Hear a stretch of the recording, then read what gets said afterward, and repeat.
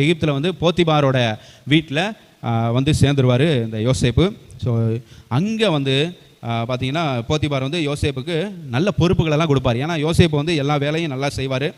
39வது வசனத்தில் 2வது வசனத்தில் வந்து பார்த்தீங்கன்னா கர்த்தர் யோசேப்போட இருந்தார், அவன் காரிய சித்தி உள்ளவன். அவன் என்னென்ன காரியங்கள் வந்து யோசேப்பு வந்து எடுத்து செஞ்சாலும் எல்லாத்துலேயும் வெற்றி கிடைக்கும். ஏன்னா கர்த்தர் யோசேப்போட இருந்தார். கர்த்தர் அவனோட இருக்கிறார் என்றும் அவன் செய்கிற யாவையும் கர்த்தர் வாய்க்க பண்ணுகிறார் என்றும் அவனுடைய எஜமான் கண்டு என்ன பண்ணுறான், தனக்கு உண்டான யாவற்றையும் அவன் கையில் ஒப்புவித்தான். எல்லா பொறுப்புகளையும் அவன் கையில் வந்து கொடுத்துட்றாரு அந்த போத்திபார் எஜமான். ஓகே, அப்படி இருந்த சமயத்தில் வந்து பார்த்தீங்கன்னா யோசேப்பு ரொம்ப அழகானவன், நல்ல ஜிம்பாடி மாதிரி நல்லா இருப்பார். ஸோ அப்படி இருக்கிறத வந்து பார்த்துட்டு அந்த எஜமானுடைய மனைவி அவன் மேலே ஆசைப்பட்டு அவன்கிட்ட தவறாக நடக்க நினைப்பா.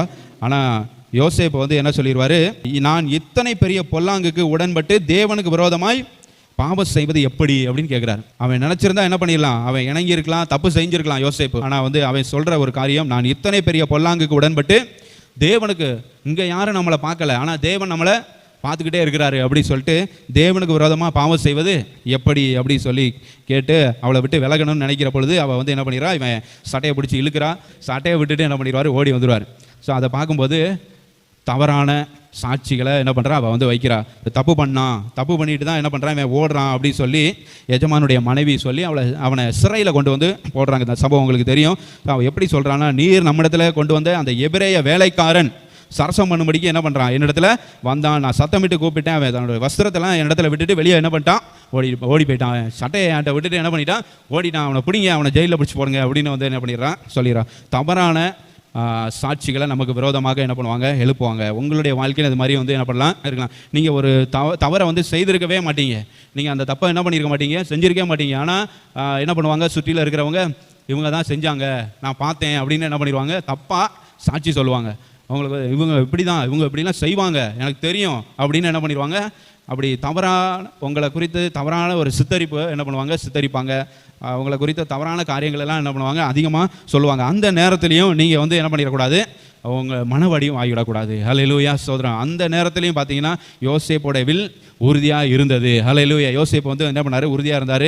அவர் மனமடிவு ஆகி போகலை, சோர்ந்து போகலை. கர்த்தருக்குள்ளே தன்னை என்ன பண்ணுறாரு, திடப்படுத்தி கொண்டார்.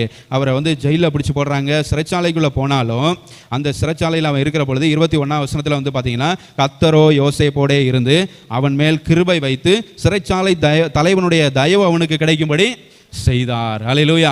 ஸோ தவறான காரியங்களை சொல்லி அவனை சிறைச்சாலையில் கொண்டு வந்து போட்டாலும், சிறைச்சாலைக்கு போனாலும் சிறைச்சாலையில் யோசேப்போட கர்த்தர் இருந்தார் அப்படி சொல்லி நம்ம பார்க்குறோம். ஹல்லேலூயா. ஸோ அப்போ வந்து ஃபால்ஸ் அக்யூசேஷன், தவறான சாட்சிகளை கொண்டு உங்கள் மேலே அம்புகளை எய்வாங்க.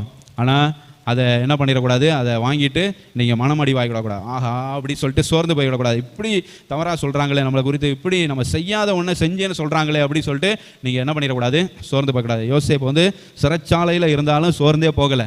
ஏன்னா கர்த்தர் யோசேப்போட கூட என்ன பண்ணுறாரு, இருக்கிறாரு. அங்கே பார்த்தீங்கன்னா சிறைச்சாலை தலைவன் யோசேப்பு கையில் எல்லாத்தையும் என்ன பண்ணுறான், எல்லா பொறுப்பையும் ஒப்பு கொடுக்குறான். இங்கே கீழே பார்த்தீங்கன்னா தெரியும் 22ஆம் வசனத்தில், சிறைச்சாலை தலைவன் சிறைச்சாலையில் வைக்கப்பட்ட யாவரையும் யோசேப்பின் கையில் ஒப்புவித்தான். அங்கே பிரிசன் கார்டு வந்து என்ன பண்ணுறான், சிறைச்சாலை தலைவன் சிறைச்சாலையில் உள்ள யாரையும் நீங்கள் இவங்களை எல்லாத்தையும் நீ பார்த்துக்கப்பா அப்படி சொல்லி யோசேப்போட கையில் ஒப்பு கொடுக்கறத வந்து பார்க்குறோம். அதுக்கப்புறம் வந்து அங்கே அவர்கள் செய்வது எல்லாவற்றையும் யோசேப்பு வந்து என்ன பண்ணுறான், செய்வித்தான். அப்படி சிறைச்சாலை தலைவன் என்னென்ன செய்வாரோ எல்லாத்தையும் யோசேப்பு வந்து என்ன பண்ணுறான், செய்கிறான். கர்த்தர் அவனோட இருந்தபடினாலும், அவன் எதை செய்தானோ அதை கர்த்தர் வாய்க்க பண்ணினபடினாலும், அவன் வசமாக இருந்த யாதொன்றையும் குறித்து சிறைச்சாலை தலைவன் விசாரிக்கவே இல்லை. என்னப்பா எல்லாத்தையும் இப்படி திறந்து விட்டியா, அவங்க குளிச்சாங்களா, அவங்களுக்கு சாப்பாடு போட்டியா, செஞ்சியா, வச்சியா, இந்த மாதிரி எதையுமே சிறைச்சாலை தலைவன் யோசேப்பிட்ட விசாரிக்கவே இல்லை. ஏன்னா யோசேப்பு எல்லாமே பர்ஃபெக்டாக செஞ்சிருவார் அப்படின்னு சிறைச்சாலை தலைவனுக்கு தெரியுது. ஸோ அந்த அளவுக்கு சிறைச்சாலையிலையும் ஒரு நல்ல ஒரு பொசிஷனை அங்கே யோசேப்புக்கு கிடைக்க கர்த்தர் கிருபை கொடுக்குறார்.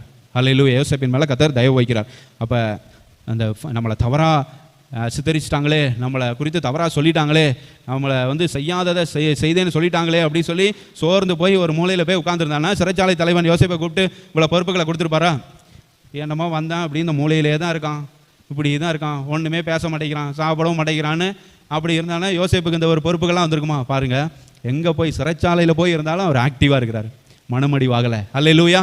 கர்த்தருக்குள்ளே அவர் இருக்கிறத நம்ம வந்து பார்க்குறோம். உங்களை நோக்கி தவறான காரியங்கள், தவறான அம்புகள், தவறான சாட்சிகள் அப்படிங்கிற அம்புகள், ஹல்லேலூயா, பொய் குற்றச்சாட்டுகள் அப்படிங்கிற அம்புகள் வந்தாலும் நீங்கள் வந்து என்ன பண்ணிடக்கூடாது, சோர்ந்து போயிடக்கூடாது.